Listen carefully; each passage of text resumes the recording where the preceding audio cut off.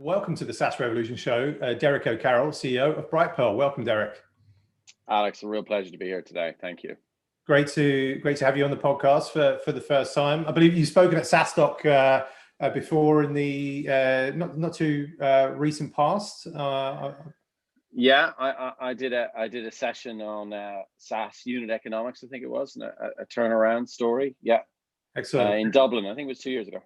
Yeah, Dublin. That was well, 2019 was definitely I think 2019. Yeah, it must have been then. That was the last time we did an in-person conference, yeah. And obviously because of the pandemic, we've gone virtual, and again because of the pandemic, we're both at home. And where's home for you? Where are you calling from? Just outside a town called Stroud in Cheltenham in the UK. Yeah, sort of that's where I'm based. Very nice, very nice. And Derek, so you mentioned actually, around the turnaround, so you joined, I believe, Brightpearl in 2016 and helped the company, through a turnaround, which we'll discuss, a little bit at length for the basis of this podcast. Before we do, let's find out just a little bit about you. Who is Derek O'Carroll? Yeah, great. You can tell from my accent, from Dublin, Ireland. Moved to the UK in '87. Originally started off doing chemistry. Went to uni, became studied as a chemist. Wasn't very good at that. Saw a black and white CERN page. I think it was in '94. Set up an advertising agency for online. Back then, did 4 startups over a period of about 8 years. Then the last one was sold into a large corporate called Symantec, which is a big security company. Had my first daughter that year, my only daughter, excuse me, that year. And my wife said, no more startups for a while, please. And I said, okay, that's cool. And I stayed at Symantec, and we ended up being heavily involved. And we were the landing and launch pad for their acquisitions. And that was a highly acquisitive company. And our job was to deal with those acquisitions and then, make them grow within the distribution channel that was big Symantec. Did that for 10 years. And then on the 10th anniversary, I actually resigned. And went out to look for a project that I could get involved in. And I looked at a number of sectors, one of which was e-commerce, came across Brightpearl and joined in April 2016. So that's me. Did you work with Jesper Fredriksson? I did. I know Jesper well. Actually, that's how I did the SaaS talk, because Jesper dropped me a note saying, Derek, can you do a SaaS talk? And I said, well, yeah, but why? And he goes, oh, I can't make it. Could you stand in for me? So that's actually what happened there. I know Jesper very well. Okay, he's my old boss. Just to there you go. It's such a small world. Yeah, it is definitely in SaaS. Well, good stuff. And Brightpearl. So after 10 years doing that, you joined Brightpearl 2016. Why did you join Brightpearl? What was the lure there to change? At that point, and how did they bring you in? What was the proposition there? Well, I didn't want to get involved in a pure startup, like brand new startup. I was looking for something that was in a sector that was ripe for disruption, which was obviously e-commerce. So I ticked that box. I was looking for something that I could add a lot of value quickly by pointing in the right direction. And therefore, it needed to have a customer base that maybe was under monetized. So I ticked that box. And I was looking for a technology platform that had potential to give me true differentiation against the bigger guys. And I was looking for something that had global potential, obviously. So I looked at a bunch of different sectors, but found 3 companies, 3 totally different sectors, did some initial DD, and then went for Brightpearl in April 2016. I joined in May. And since then, and as we mentioned at the start of the podcast, you've helped turn Brightpearl around, get it to, I think, an ARR of 17 million. I don't know if it's this year's figures or last year. So, and obviously recently, as you mentioned, or to me, I think before we were recording, we've had a recent growth fundraise with investment, from stage of 33 million. So if we go back to 2016, why was the company in need of a turnaround? Like, what were the challenges? And obviously, I'm assuming you were aware of the challenges when you took the job on, and perhaps that was an appeal. Well, what were the challenges back then? Well, the company was set up in 2008 by a very talented chap called Chris Tanner and his partner, Andy Mulvena. And they saw an opportunity to provide a suite of tools to help small businesses to sell online and deal with all the complexities that arise after the buy button. And they built all those tools out really, really quickly, but they had a business model which was very much based around self-service. So you could log on, set up an account, $40 a month, and then on you go from there. The problem with that is the back office, as a lot of listeners may know, is quite complex. So you end up with a tool set that's remarkably capable, and then very small businesses that are very time poor. And so as a result, you have a real problem there in terms of what the first issue was, which was product market fit. So in summary, the product was pointed in the wrong direction, and it was pointed at the wrong type of customer that would get the most value from the product. So that was the number one challenge that we had to fix. But it was the reason why I joined, because within the customer base, I found, very, very big customers using Brightpearl. Maybe they were turning over 200 million a year, and they were paying, about $2,000 a year for the whole service. And that was actually one of the reasons why I joined. So that was the first point we had to address.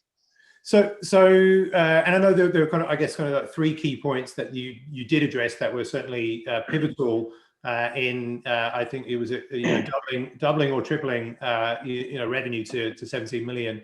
You spend a lot of time, as I understand, speaking to employees, partners, and customers to figure out those issues, right? You mentioned one of them, product market fit. I think the other one was looking at the pricing strategy, as you said. People paying $40, a month, and customers that are, generating 200 million revenue, paying $2,000, a year or euros, just ensuring, again, I think as every CEO probably should do, making sure you've got the right people in the right seats, to kind of move the business forward. Let's take them step by step. So, realigning product market fit. How did you go about doing this? So I basically created a list called the jobs of work, which was essentially a customer-friendly way of looking at the product and answering the question, what jobs of work would you hire Brightpearl for, the service to do, and what value would you attach to them? And I went out and interviewed on a blind basis using a consultancy, a company called the Alexander Group in the States. And this is sort of month one that we started this project. And the reason I did that was because I had a sense that the product was undervalued and pointed in the wrong direction, as we said. So they went out and they did a blind tasting, and they looked at, well, what's the perceived value of those jobs of work? What's the cost of service for us to deliver those jobs of work? And they did it for us. And they also did it for a competitor that I'd given them, because I said, I want you to map us against this competitor that's charging 20 times more than we do at the time. And they went off and validated that. And then in parallel, while they were doing that work, I went and interviewed every single employee, or most of our partners, and about 50 of our customers. And I was basically asking them questions which were all around, where do they see value? How decisions get made, obviously internally, and what do you like and do not like about the product? And those two major studies the interviews took about 90 days, and then the Alexander Group exercise took about the same amount of period. And then that all came back, and we reviewed the findings from there. And that essentially told us to point the product at bigger customers, to right size the unit economics by charging more because the perceived value was much higher than the team had thought. And then to use that extra revenue when successful to accept a higher rate of churn from customers that you didn't want anyway, because you were never going to make money out of them. And that was all in all. I finished that project December 2016. So I started in May, December, and we relaunched the business with a new product marketing, positioning, and messaging in January 2017. And obviously that did mean a big change on pricing. There's two changes we made. One was we quadrupled the pricing on the existing structure, which was user-based. And then we realized that automation is a big trend. So you don't want to be charging for users when there's going to be less of them because of automation. So we moved to a utility model, charging our customers based on GMV, gross merchandising volume, and also number of orders, whichever's higher in the contract. And that change was made and launched in 2017 in January. But those things take a long time to work through a customer base that is 6 years old. You got to get everyone on new contracts. You have to retrain and invest in your customer success. But by 2018, we started seeing a material improvement in what we call dollar retained revenue, which is essentially the measure of how much more your customers are buying for you in year 2 and year 3. So that was the approach we took there on ICP and pricing. On the pricing side of things, again, like often very sort of underrated in terms of a lever to help SaaS companies grow. When you mentioned sort of in terms of changing the model and making it sort of utility based, is that something that you came up with internally, or was there was there external kind of support around that? Like, who owns pricing? Like within the business, you see that this in marketing. Was this you being involved? Like, how did this work? Yeah, so in parallel, when we started, out of the interviews came a short list of barriers that everyone had circled back up to me or fed back up to me, things that were slowing us down. So they became structured projects called continuous improvement projects, and each team nominated themselves to participate and drive to closure and a successful outcome, one of which was pricing. So that the exec sponsor on that was me, the owner was finance, and then the contributors and the informed were either customer success or sales.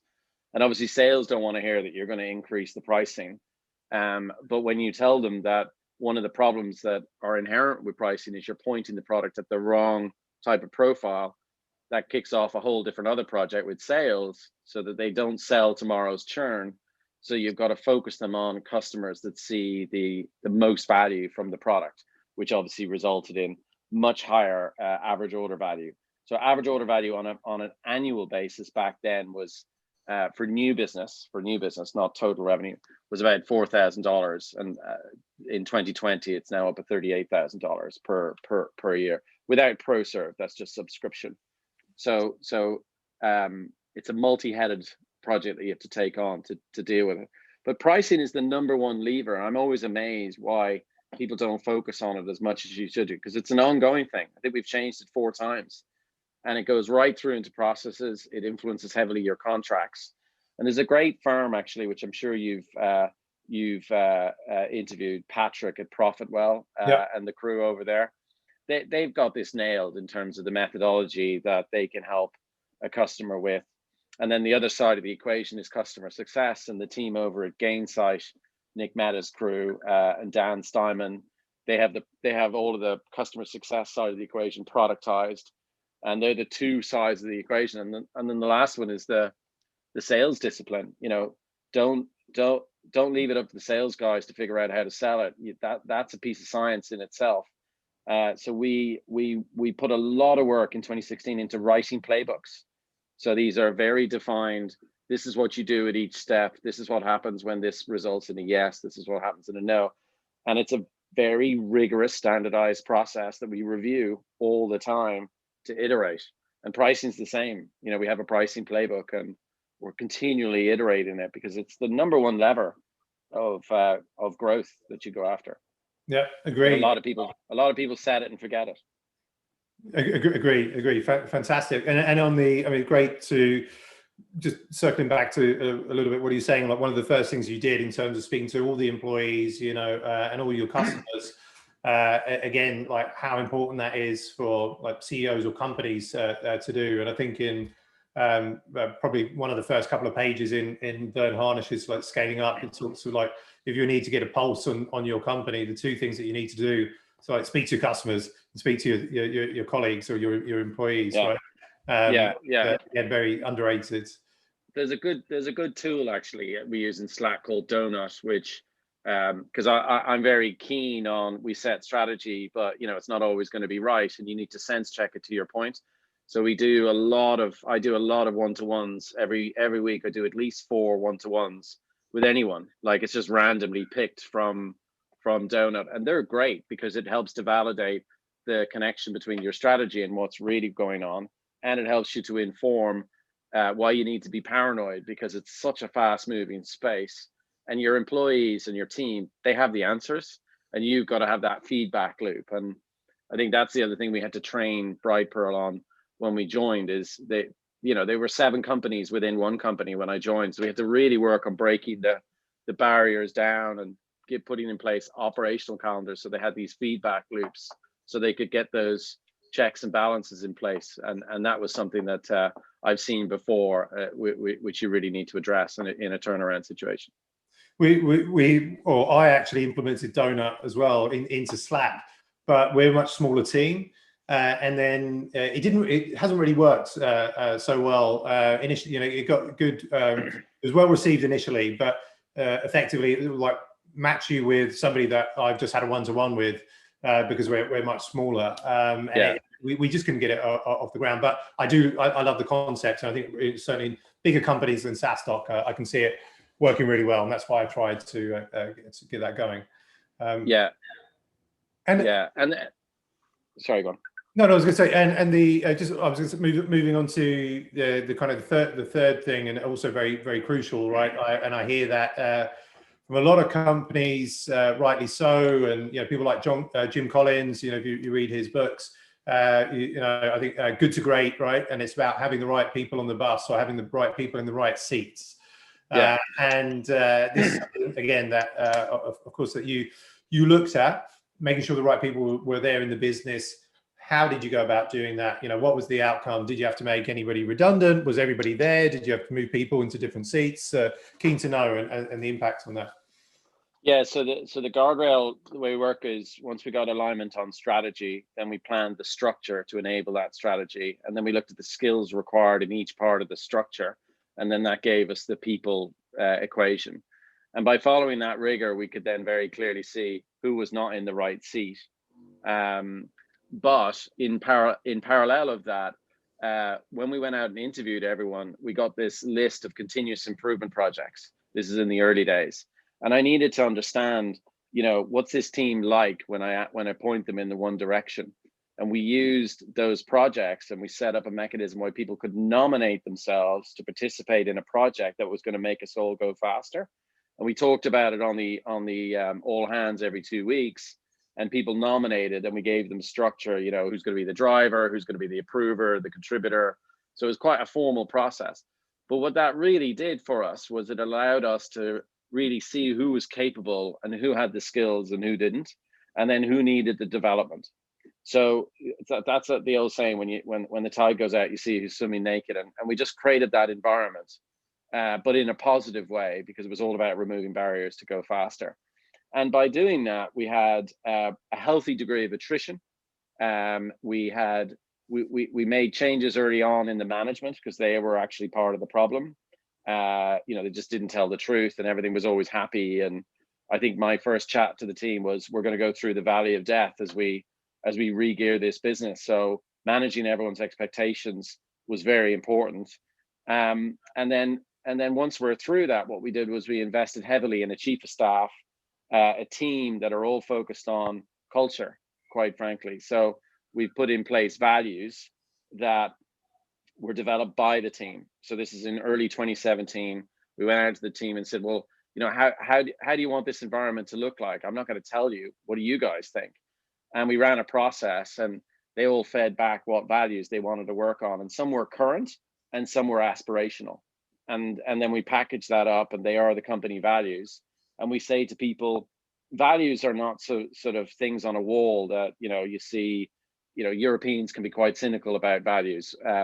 They're actually there to help you make decisions, because they act as filters. When you have a problem, you need to move fast. If you're not sure and the manager is not in the room, use the values, and you're going to be allowed to fail fast in this environment. And we've really invested in people development. So we regularly encourage people to go and get trained, new skills, new courses. And we're very transparent, like extremely transparent as an organization through the org. And the reason why we did that is, that's the number one competitive differentiator, is the culture. It's not the product, it's the culture. Anyone can copy a product pretty quickly, even more so in today's world. And so that's a quick whirlwind tour of how we got it to a point now where people like working at Brightpearl because it's a challenge, and they know they're going to be heard, and we celebrate success. And even in lockdown, we've managed to keep our sanity, because I suppose we were sort of a remote company anyway. Our sales process is 100% over Zoom anyway, even before COVID. And yeah, that's allowed us to grow and attract really good people. And we're having a lot of fun, and that puts us in a great position for going forward. That was a lot of work. Yeah, definitely. But it sounds like certainly the framework there, you've got it right, and the results kind of speak for themselves. And something that we like as a result of, I think, all of these things and these three things that you did, as you said, you've had this kind of new focus on an ICP that's slightly more upmarket, and you've seen like bigger deal sizes. Perhaps could we go into a little bit about you've changed the price, but like then going after these bigger accounts, going, you say ACV of like 38K, how you've helped the sales team go through that transition. Did you have to hire a new sales team to do that? Was the existing sales team were kind of like, okay, we can use you to go after the enterprise or the elephants? Yeah, so if I was to look back then, the sales strategy was get a prospect on a phone call and tell them how amazing your product is. What happens now is we get a prospect on a call and we interview them as to what they want to achieve, and we align them to what we're going to be able to deliver for them, and we're very explicit on what we're not going to be able to deliver for them. And so it's that outcome-based selling strategy that we initiated in 2017 in the form of playbooks, in the form of a brand new team, and we retrained everyone on how to sell value on an outcome basis. Because here's the thing. The cloud platforms are not customizable in the main, right? Old platforms are, but the new ones like Brightpearl are not customizable, configurable, but not customizable. So you can't get yourself in a situation with a client whereby they want X, Y, Z, and that's not on your roadmap and you can't deliver that. So we've just translated that concept down to the sales team. And that means that they then are very focused on who we allow them to sell to. So we're not allowed to sell, if I'm a salesperson at Brightpearl, I'm just not allowed to sell to anyone below $1 million in revenue. It's just, we know the economics don't work. We won't allow them to do that. But ergo, over the last 3 years, the reason why we've been successful is 3 years ago, we wouldn't allow the sales team to sell to anyone, new business, bigger than 30 million GMV turnover. So it was 1 to 30 million. Because we knew technically we had some issues that we needed to overcome on a scaling basis. But in year 2, we allowed them to sell up to 60 million. And in year 3, we allowed them to sell up to 150 million. And now we're allowing them to sell up to 250 million. And the reason why we did that was to make sure that we were not selling tomorrow's churn. Because a lot of people look at churn and they go, oh, it's product or customer success. But one of the main drivers is salespeople selling to the wrong customer in the first place and mismanaging expectations. So we've really focused on that with, I've got a great non-executive director, a guy called Fergus Gloucester, who was one of the first chaps on SFD. Sorry, you're not in the way. Salesforce. Yeah, and Fergus has been just relentlessly valuable at the board, just reminding us of the basic fundamentals of a successful cloud business. And he's been maniacal about keeping us focused and the sales teams focused on, don't always blame the product, because we've got to have the right sales strategy pointed in the right direction. I'd say actually, if I look at the product, there's actually less product there than there was 3 years ago. If anything, I've gone deeper and made it faster and stronger and more automated. I haven't actually built more. Whereas, if I was to interview the salesperson three years ago, they would have given me a long list of what I needed to build. And that's usually a trap that people fall into. There's a good book in product management called Avoiding the Build Trap. And that's that scenario of people just telling you to build new shit. Just focus on what your customers want and make those jobs of work amazing, available, performant, and you'll be fine. And then obviously invest as you get stronger when your unit economics get there. But yeah, controlling the ICP through sales has been fundamental to our success. Definitely. And on Fergus, he actually spoke at the first SaaStock in 2016, I think, on a panel with Jesper as well. But he also, we did our first sort of boot camp the day before the conference, and it was it was a full stack boot camp. So we covered, Patrick Campbell was there doing pricing, and Steeman was doing customer success, and we had Fergus come in and do sales. And nobody knew who Fergus was, right? Because there's a lot of young sales, young SaaS founders that they're running their first company, and they're like, "Who's this guy? We never kind of heard of him." By the end of it, they were just absolutely blown away and they were like, wow, that was just kind of worth flying into Dublin for, alone. Yeah, he's exceptional, and he's a maths head as well. He teaches maths, so which is very important when you're looking at the moving and shaking that occur on SaaS metrics. When you listen to any person talk about their SaaS business, it's a great opportunity for them to do smoke and mirrors across the numbers, and people like Fergus see through all that shit. So yeah, he's an invaluable member of the team and has been great added value. Definitely. So we've seen the what you've done to implement this turnaround. It's had great results. Was it double or triple revenue? And correct me, because I've been saying sort of both. Yeah, we're growing revenue now at 40% per year on average. That's basically what it's tracking along. Okay. We're at 18 million revenue, subscription revenue. We've got bookings on top of that for ProServe, and we've got a sustainable growth profile. So we're not a team that will go for huge growth at the expense of the right unit economics. It's all about getting the efficiency into the system, then investing more, and that's essentially what we're doing. Yeah, so 40% growth. One thing I should have mentioned, though, that has been central to our success is back then we were about 15% of our revenue was in the US, and now it's 60% of our revenue. So, and half of our team are over there. So that was a really interesting part of the turnaround, because our team was based in downtown San Francisco when I joined. Very expensive. The team, didn't have a very high standard of living. They would swing a cat in their room if you went to their apartment. And so we moved that to Austin, Texas in 2017, late 2017. And we hired a brand new team there of people who were experienced at selling complex B2B. And that was another important part of the company's success. So getting that balance of, because a lot of European companies go to the US and they fail on hiring the initial team. It took us about a year of, if there was ever a reason to go slow, to go fast, it's hiring your first team, because you get that wrong and you're cooked. So that was a big area of focus for us, and I had some experience from previous lives. So, and Texas also is a great place. We were very lucky to choose there.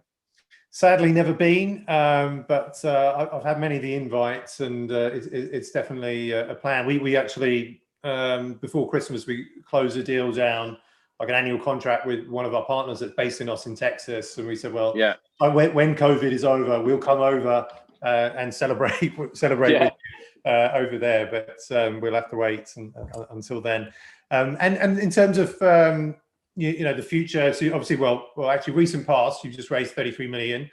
Sage have got involved. Why did they get involved? And what are you going to do with the money? What's the future looking like? You're in e-commerce, which is booming. So imagine it's looking good. Yeah, no, it's a very we're in a great space. It's a hot space. We're really well positioned. We've got a great team. What we decided to do was to, go big or go home, quite frankly. So we were at risk of, we got the unit economics to a place where we were, making money, not losing money. We were growing at a good pace, but we were at risk of winning the battle and losing the war if we didn't really go bigger. So we decided last year to go out and look for funds to be able to accelerate growth. And we had two options. We could go down the private equity, growth equity route with aggressive acquisitions and also continued organic growth, or we could go and look for strategic partnership, which would give us access to distribution and maybe access to an area that is very expensive to put direct, organic investment into, which was in this instance accounting. So Brightpearl looks after everything after the buy button online, but a key component of our offering is accounting, right?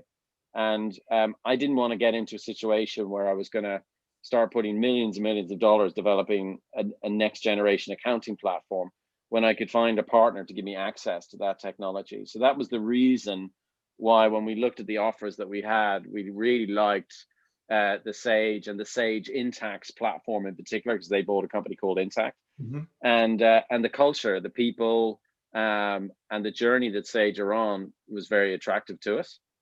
So people in tech and obviously value, and that brought all parties together, and we decided to go with them. So we're now getting access to that technology stack and vice versa. and we'll be coming to market shortly with more value within our platform for our customers that we serve. So that's one key area. And the whole market is moving towards, you know, automated accounting, essentially, as I trade, do my accounts for me. And in a particular play like Brightpearl, where we are sector specific, all we do is retail and wholesale, that becomes much more sustainable, you know, and achievable and sustainable, excuse me, as opposed to a generic provider that's serving all of the different sectors. So accounting is going to be a big area for us this year. We're really doubling down on automation because, you know, an ERP is a B2B solution. Once it's set up, there really shouldn't be a reason for people to log into it. You know, you get an order, everything right through to fulfillment should be automated. And we know that the more automated an order is in the back office, the less chance you have of a bad review, because you have less chance of human error. So we're really putting a lot of investment into our automation engine to realize that vision. And then we're very close with Shopify Plus in particular. So that's their enterprise offering. Great bunch of folks over there working really well with them. We actually run Shopify's hardware business for them in terms of we provide the back office solution to them. And we're doubling down to make sure that Shopify and Brightpearl is the best digital operating platform and e-commerce market out there. That's the quickest out of the box. And then there's some other areas of innovation which are really fed by our customers saying, hey, Derek, I'd like you to have better forward allocation, or there's a whole bunch of stuff that we're allocating time to. And then the last area is we're selling to bigger customers every month now. They require higher SLAs. They require more stamps on the security assurance bar. All of that costs money. So we're investing there as well. So that's what we're going to be doing. Staying focused in our core areas of the US and the UK. Awesome. Although we do have international customers. And so that's what we're doing with the money. And let's come to the final question. You know, I always ask our customers how they stay healthy and sane, and especially as we're in lockdown now. You know, what's your way of staying healthy and sane whilst running Brightpearl and also being down? So as I said at the beginning, I'm lucky enough to live in the countryside. Like I live in a small village in the Cotswolds in the UK, outside Stroud. And out the back of my house is what's now called the 4G forest, which I didn't know it was that. So I do all my morning calls walking because I can do it on Zoom, and it's kept me quite trim. So I walk in the morning for my first 3 hours of calls. Wow. And then that's keeping me sane. Hanging out with the family because I'm actually seeing the kids, which on the face of it was problematic, but actually has turned out to be great fun. So there's a lot of slagging that goes on in the household, which is keeping everyone healthy. And then, you know, we do things like we're rotating. Everyone's cooking every night. So my kids are a little bit older, so they're able to cook. So we run. That's quite funny. You might get a good meal one day, and the next day it's a disaster. And we're all. This lockdown is a lot more aggressive or assertive than the first one. So we're not seeing anyone except online, but all of that together. And I play tennis as well. A keen tennis player when I don't put my back out, because at my age, you know, I still think I'm 25 and I'm not. So I've got to be careful of injuries on that front. So all of that, keep them sane through that. Awesome. 3 hours of calls and walking. Does it tire out your arm, or have you got some special device? Oh no, I don't do the video thing. I'll say hello and say I'm walking. Yeah. I've got a dog now, a Whippet, Tippy, who's now 12 years old. So she's still pretty fit, but I think I'm knackering out slowly. Good stuff. But, yeah. Well, Derek, thanks so much for being an awesome guest today on the SaaS Revolution Show. I really appreciate you sharing the turnaround story there, and the kind of really 3 pillars that you implemented to do that. Fantastic stuff and great learnings for the SaaStock community. So really appreciate that, Derek O'Carroll, CEO of Brightpearl. Thank you very much. Pleasure being with you.